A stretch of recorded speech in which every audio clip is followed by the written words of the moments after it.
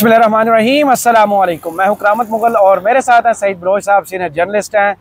एक तो डेवलपमेंट अभी चल रही है जिस पर हम बात करने जा रहे हैं कि कमेटी का इजलास चल रहा है। 3 नाम भिजवा दिए गए और काजी साहब ने वहां डंडी मारी नहीं क्योंकि मार्जिन नहीं था। तीनों नामों में से कोई एक भी जब चुना जाएगा उसका फ़र्क क्या पड़ेगा, क्योंकि अभी जम्पशन पर हमें चलना पड़ेगा। जब तक आप ये वीडियो देखें शायद उस वक्त तक पाकिस्तान के नए चीफ जस्टिस का नाम आ चुका हो। वो कंट्रोवर्शियल होते हैं या फिर वही जिनका इस वक्त सबका दिल है कि वो पीर साहब का नाम आ जाए तो बेहतर है। क्या देख रहे हैं, एक तो आईनी तरमीम के बाद इतनी बड़ी डेवलपमेंट, क्विक होना, 24 घंटे में आईनी तरमीम होना, 24 घंटे के अंदर अंदर एक नोटिफिकेशन होना, फिर कमेटी का इजलास भी हो जाना, 3 नाम भी आ जाना। कोई डेडलाइन मीट कर रहे हैं? बहुत शुक्रिया करामत मुगल साहब। सबसे पहले तो आपको सर बहुत बहुत मुबारक हो। वो बाद में करते हैं। नहीं, आपने कुछ नई खरीदारी की है तो मैं उस पर मुबारकबाद देना वो जरूरी है। नए माइक लगाए हम दोनों ने। नहीं, कुछ और भी है, चले वो हम बाद में बात करेंगे। देखिए, बात ये है कि पीर मंसूर अली शाह साहब, वो बाज़ औक़ात होता है ना कि कुरानदाजी आप करते हैं ना, तो उसमें कमेटी अगर 10 बंदों की निकलनी हो तो अगर कोई शातिर लोग हो ना उसमें शामिल हो जाएं, कमेटी जो इकट्ठी करता है उसके साथ मिल जाए, तो अमूमन ये होता है कि 6 लोगों में से 10 में से 6 पर्चियों के ऊपर एक ही बंदे का नाम आ जाता है। और उसमें से अगर आप निकालें तो हो सकता है इम्कान 60% पर चांस बढ़ जाता है ना कि उस बंदे का नाम, क्योंकि 6 पर्चियों के अंदर तो एक बंदे का नाम होता है। तो ये भी गेम है। हाँ, गेम होती है। लेकिन अब मसला ये है कि शाह साहब का यहाँ पर वो दम दरूद चल नहीं सकता। 3 लोग हैं और 3 लोगों के नाम की जो है ना वो मुशावरत उसके ऊपर होनी है। लेकिन इसके अंदर कुछ चीज़ें ऐसी हैं करामत मुगल साहब के जो हुकूमत के लिए परेशानी का बायस बन सकती हैं। अच्छा, सबसे अहम चीज़ क्या है? आप किसी के साथ जो मर्जी बातचीत कर लें, जो मर्जी किसी के साथ आप जो है ना वो लॉबिंग करवा के उसकी तसल्ली करें कि ये हमारा फेवरेट है, जिस वक्त वो कुर्सी पर बैठ जाता है ना सारी गेम चेंज हो जाती है। अच्छा, ये जहन में रखें। नवाज शरीफ साहब ने भी 5-6 आर्मी चीफ अपनी पसंद के लगाए थे। छित्ता को छितर खाते। 5 ने उनकी हुकूमतें खत्म की और छठे की अब हालत ये हुकूमत ही 3 बारी रही है। और हालत अब छठे की बारी हालत ये है कि अब पूरी पार्टी खत्म होने का इम्कान जो है ना वो नजर आ रहा है, बल्कि तकरीबन खत्म हो चुकी है। तो इसलिए आप जस्टिस याहिया अफरीदी साहब को लगाएं, जस्टिस मुनीब अख्तर को लगाएं या जस्टिस मंसूर अली शाह साहब को लगाएं।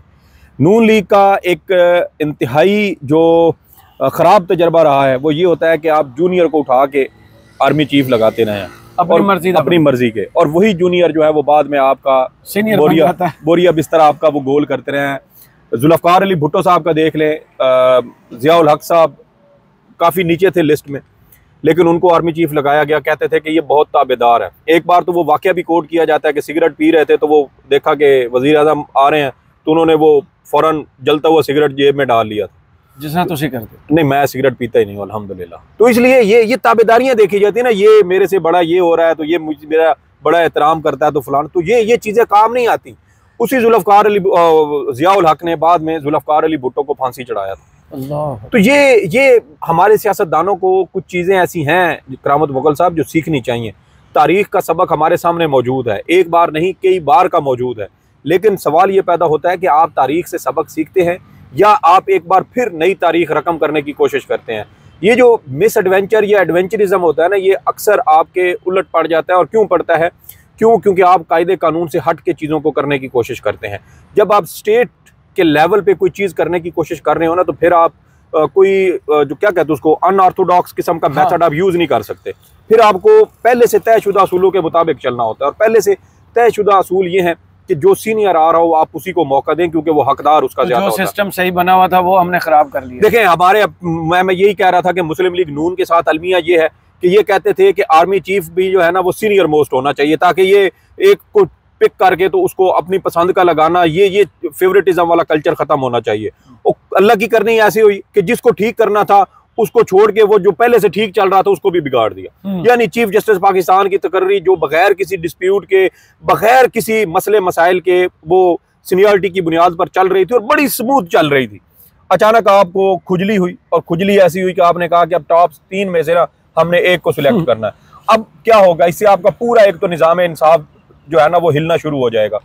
जस्टिस याहिया अफरीदी हैं, या अभी तो चौंके ये आ रहा है, इनके पास टाइम नहीं था, महज 3 दिन थे। अगला चीफ जस्टिस जो भी बनेगा उनमें से हर जज की ये कोशिश होगी कि यार मैं हुकूमत के हक में फैसले दूं, ये हुकूमत के किसी मुखालिफ का कोई केस मेरे पास आया है तो मैं इसमें उसको रगड़ा दूं ताकि मैं हुकूमत की नज़रों में आऊँ। भाई ये इंसान की एक फितरत है कि वो ऑटोमेटिकली गुड बुक में आने की कोशिश करता है, क्योंकि हर एक की ख्वाहिश होती है। अब जस्टिस अमीनुद्दीन साहब जो किसी शुमार कतार में नहीं थे, आप अगर उस बंदे को भी ये ख्वाब दिखा दें कि भाई तू भी चीफ जस्टिस बन सकता है, तो वो भी कोशिश करेंगे कि भाई मैं कुछ ऐसे फैसले दूं जिससे हुकूमत वक्त खुश हो, उनके मुखालफिन को रगड़ा लगाऊं, हुकूमत को फायदा पहुंचाने वाले फैसले दूं, और उससे मैं हुकूमत की नजरों में आऊंगा। और मुमकिन तौर पर जब 2/3 अक्सरियत से आपने करना है, 8 बंदे तो आपने सीधे सीधे वैसे हुकूमत को दे दिए, उसके बाद 3-4 बंदे हैं पीछे, और मौलाना साहब का भी मुझे कभी इम्कान है कि वो भी हुकूमत के साथ, क्योंकि वो आईनी तरमीम के हक में वोट दे चुके हैं, दोनों जगह पर दे चुके हैं, तो वो पीछे कैसे हटेंगे। तो इसलिए ये पीछे बच बचा के 3 PTI के लोग बनते हैं, और ये 9-3 से, क्योंकि PTI ने तो आज वैसे ही इनकार कर दिया, तो ये 9-0 से शायद ये आएगा, फैसला आएगा जो भी आएगा। और उसमें भी कभी इम्कान ये है कि जो जैसे एक नाम चल रहा है कि जस्टिस याहिया अफरीदी साहब को इसमें चीफ जस्टिस पाकिस्तान लगाया जाएगा। खबर ये मेरे पास जो है वो जस्टिस मंसूर अली शाह साहब, देखिए हो सकता है जस्टिस, क्योंकि उनको अपना बंदा चाहिए आईनी बेंच पर जहां पर सारे सियासी केस जाने। तो अगर वो ये याहिया अफरीदी साहब को बनाते हैं तो सबसे सीनियर मोस्ट जज कौन बचेंगे? जस्टिस मंसूर। वो आईनी बेंच पर बैठ जाएंगे, फिर क्या होगा? फिर जो उनको डर है वो डर हकीकत में बदल जाएगा। इसलिए वो चाहते हैं कि वो जो आईनी बेंच वाला मामला है वो भी सुप्रीम कोर्ट की 3 रुकनी कमेटी ने फैसला करना है, आईनी बेंच पे कौन बैठेगा। तो वो 3 जजेस में, उसमें जस्टिस मंसूर अली शाह, मुनीब अख्तर और याहिया अफरीदी होंगे। अच्छा, यहाँ भी गेम नहीं चलनी? मेरे ख्याल में यहाँ पर भी ये गेम नहीं बनती। तो ये मैं यही कह रहा हूँ करामत मुगल साहब के जो मुसविदा उस रात जारी हुआ था ना, उस मुसविदे की पार्लियामेंट और सेनेट से मंजूरी के बाद मुझे लगता है कहीं गेम डाली गई है। वही इंग्लिश है ना, पढ़िया नहीं, इंग्लिश में है, और कहीं एक गेम डाली गई है कि वो टॉप 3 में से कोई एक जज इनकार करेगा ना। पहले ये था कि एक अगर इनकार करता है 3 में से तो चौथा ऑटोमेटिकली उसके अंदर आ जाएगा। सही। लेकिन अब जो मंजूर जो गजट नोटिफिकेशन हुआ है वो अगर आप पढ़ें तो उसमें लिखा है कि एक इनकार करेगा तो रिमेनिंग जो है उसमें से उसका फैसला किया। तो रिमेनिंग तो आपके पीछे 2 बनते हैं। फर्ज करें जस्टिस याहिया अफरीदी के नाम पे इत्तफाक होता है, जस्टिस याहिया अफरीदी का नोटिस भी चला जाता है, सदर साहब नोटिफिकेशन भी कारी मंजूरी दे देते हैं, जस्टिस याहिया अफरीदी कहते हैं मैं नहीं बनता, वो रिफ्यूज कर देते हैं। रिफ्यूज का तो आपने ऑप्शन रखा ना उसके अंदर, तो वो रिफ्यूज कर जाते हैं। पीछे बच गए जस्टिस मुनीब अख्तर और जस्टिस मंसूर अली शाह। अब आपने उन 2 में से किसी एक का करना है। इन दोनों के इनकार के बाद चौथा और 5वां जज इसके अंदर इंक्लूड होगा। तो सवाल फिर ये पैदा हुआ कि ये जो एक प्रीवाइजो दरमियान में आ गया है, चौथे और 5वें के दरमियान में, वो किसने डाला है? क्योंकि मेरी याद कामरान मुर्तजा साहब ने डाला है। कामरान मुर्तजा साहब ने नहीं, वो जो मौलाना साहब कह रहे थे ना जिनके कहने पे आ रही है, वो फिर मौलाना साहब ने नाम नहीं बताया था। वैसे गौहर अली खान साहब ने छोटा सा इशारा दिया, लेकिन वो उनके बस की बात नहीं है। ये उनके काजी फैज ईसा कहा था तो उन्होंने हंस के कहा था मोहसिन नकवी। सर वो उन्होंने मौलाना साहब ने इशारा सही दिया था। ये काजी साहब से बहुत ऊपर की गेम थी। काजी साहब तो शायद प्यादे की हैसियत रखते हैं इस सारी गेम के अंदर। बहरहाल अब वो जो प्रीवाइजो है ना सर, वो अब इस हुकूमत के लिए, मैं यही कहता था, आपको याद है पिछले साल प्रैक्टिस एंड प्रोसीजर कानून केस बना था, तो हम कहते थे कि ये आगे जाकर इमरान खान को प्रोटेक्ट करेगा ये कानून। बिल्कुल वही हुआ, काजी साहब को ऑर्डिनेंस जारी करवाना पड़ा। ठीक है, अब ये तरमीम बन गई है और वो ऑर्डिनेंस भी 31 अक्टूबर को खत्म हो रहा है। और वैसे भी अब जिस मुनीब अख्तर साहब को निकालना था, वो मुनीब अख्तर साहब अब सुप्रीम कोर्ट के दूसरे सीनियर 3 जज होंगे, वो अल्टीमेटली उसका हिस्सा बन जाएंगे। तो ये सारी चीजें आपने करके देख ली, सब कुछ हो गया, लेकिन मसाइल यूं के तू रहेंगे। और ये हुकूमत अब तो ये देखना है कि अब ये आईनी तरामीम करने के बाद इनकी चीखें किस वक्त बुलंद होना शुरू होती हैं, क्योंकि अल्टीमेटली ये इनके अगेंस्ट जाएंगी। तो अब 3 जजेस हैं, 3 में से जैसे आपने कहा कि इस वक्त हुकूमती सर्कल्स के अंदर एक बार फिर ये चल रहा है कि यार मंसूर अली शाह को बनाएं, जरा अपने ताल्लुकात उनके साथ बेहतर करने की कोशिश करें। देखें, हम तो ये कानून लाना चाहते थे, एक मयार हम तय करना चाहते थे, वो हमने कर दिया, लेकिन चीफ जस्टिस हमने आपको बनाया। सही। तो वो शायद उसकी तरफ एक गुडविल जेस्चर देने की कोशिश करेंगे, वो कर सकते हैं, वो एक अलग बात है। लेकिन अगर फर्ज करें कि जस्टिस याहिया अफरीदी को बनाते हैं और वो रिक्यूज कर जाते हैं, तो फिर पीछे 2 में से आपको किसी एक का बनाना पड़ेगा। तो मुनीब अख्तर को तो आप बनाएंगे नहीं, तो फिर आपके पास आखिरी ऑप्शन कौन होगा? फिर वही जस्टिस मंसूर अली शाह होंगे। तो ये अब हुकूमत पे डिपेंड करता है कि वो आपने एक जुत्ती खा के करना है या फिर पूरे बाजार से जुतियां खाते हुए लंघना है और आगे जाके एंड में जाके काम आपने फिर भी वही करना। दीवार का छूना। हाँ, दीवार। ये बंदर किला की बात कर रहे हैं। हाँ, बंदर किला भी वैसे बड़ा जबरदस्त है। आपकी स्ट्रेंथ बढ़ाता था। दूसरी जानब आज इन्हीं तरमीम को चैलेंज भी किया गया। किसने चैलेंज किया और किन बुनियादों पर किया? देखें, ये एक शहरी है, सुनी जा सकती है ये? हाँ बिल्कुल सुनी जा सकती हैं, क्यों नहीं सुनी जा सकती। शहरी हैं मोहम्मद अदनान, उनकी जानिब से ये दरखास्त आई और ये अभी पहली है। मेरे ख्याल में इसमें बहुत सारी दरखास्तें आएंगी क्योंकि हामिद खान साहब ऐलान कर चुके हामिद खान साहब ऐलान कर चुके हैं। इसमें मेरे ख्याल में एतजाज एहसन साहब इनफरादी हैसियत में भी आएंगे। इसके अलावा पार्टी ने तो इतनी मेहनत किया, क्यों आएंगे सर? बेशक हो, आर्मी ने कल तारीफ की है इसकी, मिलिट्री कोर्स की मंजूरी भी दी थी ना इन्होंने। तो वो उनके नहीं इसकी तारीफ ऑन रिकॉर्ड कर चुके हैं। चलें, वो एक अच्छी एक इकदाम हो सकता है, लेकिन देखते हैं बहरहाल अगर वो आते हैं या नहीं। लेकिन इसमें मुख्तलिफ बार्स आएंगी, कराची बार तो लाजमी आएगी, इसके अलावा कोयटा बलूचिस्तान वाले आएंगे और बहुत सारे पेशावर से भी इम्कान है कि आएँ। तो ये दरखास्तें तो आएंगी, इसमें कोई दो राय नहीं है। लेकिन इन दरखास्तों के बाद मामला ये उठेगा कि क्या इन केसेस की समाअत फुल कोर्ट करेगी, क्योंकि मेरी कल जिन वकीलों के साथ कुछ के साथ बात हुई तो उन्होंने कहा कि इसके ऊपर अगर ये आईनी तरमीम के खिलाफ दरखास्तें आती हैं तो इसकी समाअत जो आईनी बेंच है वो नहीं कर सकता। उसकी वजह यह है कि आईनी बेंच में आपने कह दिया 5 रुकनी, तो 5 रुकनी से ऊपर अब तो आपने आईनी तरमीम में एक ऐसा बार लगा दिया, आपने तो बैन लगा दिया कि अब तो फुल कोर्ट बन ही नहीं सकता किसी मामले में। तो इसके ऊपर इम्कान यही है कि सुप्रीम कोर्ट की फुल कोर्ट बैठेगी और ये मुतालबा किया जाएगा सुप्रीम कोर्ट से कि भाई ये बेंच नहीं सुन सकता, ये बेंच इसी आईनी तरमीम के जरिए बनाया गया है, उसी के बाद में वजूद में आया, तो ये तो एक तरह से इसकी अपनी इसका उगाया हुआ ये फल है, तो ये कैसे सुन सकते हैं। और कल को वो ये कहें कि ये नहीं भाई हम सुन रहे हैं, हम ये इतराज मुस्तरद है, ये दरखास्तें मुस्तरद कर दें, तो फिर जो इंसाफ लेने के लिए आए उसको तो इंसाफ ना मिला, इंसाफ के तकाजे तो पूरे ना हुए।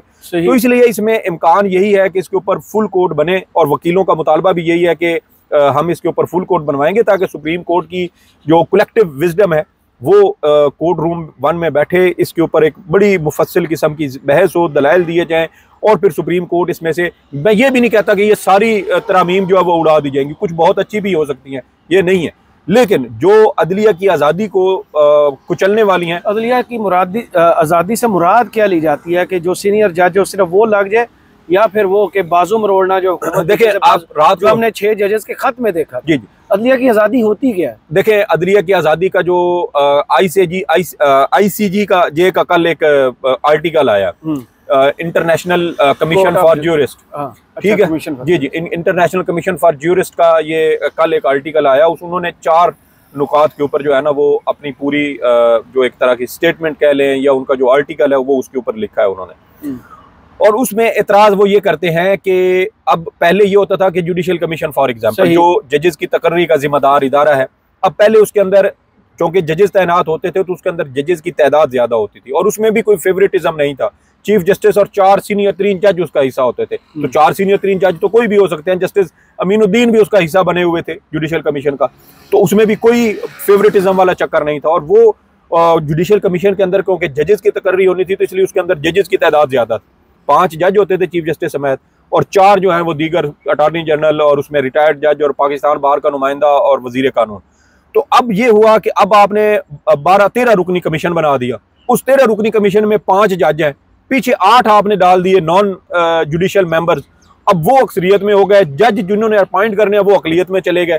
तो वो ये कह रहे हैं कि इसके ऊपर पॉलिटिकल इन्फ्लुएंस बढ़ चुका है, क्योंकि इसमें आपके पार्लियामान के 2 लोग कौमी असम्बली के होंगे, 2 सेनेट के होंगे, तो ये दर हकीकत आपका पॉलिटिकल इन्फ्लुएंस बराह रास्त जजेस की तकर्री के ऊपर आ जाएगा। फिर वही बात आएगी एट द एंड कि हर जज कोशिश करेगा, जो हाई कोर्ट में है वो भी कोशिश करेगा मैं सुप्रीम कोर्ट जाऊं तो मेरी गुडविल अच्छी हो, लॉबिंग हो सारी, और उसके बाद पॉलिटिकल वर्कर होंगे ना, फिर पॉलिटिकल वर्कर, और देखें कि हुकूमत में जो होंगे उनके पास अक्सरियत होगी, क्योंकि अटॉर्नी जनरल उनका होगा, वजीर कानून उनका होगा, हुकूमती 2 नुमाइंदे उनके होंगे, तो इस तरह वो अक्सरियत में आ सकते हैं और अपने जो हर सियासी जमात के लायर्स विंग बने हुए हैं वहां से आप बंदा उठा के आगे लगा दें। तो ये एतराज़ात उसके ऊपर थे और यही बात की गई है कि ये अदलिया की आज़ादी को सल्ब करने की एक तरह से कोशिश की गई है कि बराह रास्त आप जजेस की अपॉइंटमेंट और चीफ जस्टिस की तकर्री का जो मामला है वो अब 3 रुकनी पार्लिमानी कमेटी देख रही है। तो यही मेन जो है वो बुनियाद बनाई गई है इस दरखास्त के अंदर। लेकिन जैसे मैंने कहा कि ये दरखास्त अभी इब्तिदा है, मजीद दरखास्तें इसमें आएंगी, मजीद फ्रीकैन इन आईनी तरमीम को 27 अक्टूबर को जो फुल कोर्ट होगी उसके बाद ही ज़ाहिर है सारी सिम का तयन होगा, सुप्रीम कोर्ट लपेट सकती है इन्हें। देखें सुप्रीम कोर्ट में जैसे मैंने कहा कि सब के लिए तो शायद मुश्किल हो, जैसे कुछ ऐसी इस्लाहात थी जो ज़रूरी भी थी, सुप्रीम कोर्ट ऑफ पाकिस्तान के आर्टिकल 184(3) के हवाले से एतराज़ात किए जाते थे। मुस्लिम लीग नून को सबसे बड़ा शिकवा गिला इसमें यह था कि भाई वो नवाज शरीफ साहब की नैली वाला मामला जो था उसमें आर्टिकल 184(3) के तहत वो सुना गया और उसकी वजह से हमें अपील का हक भी नहीं मिला था।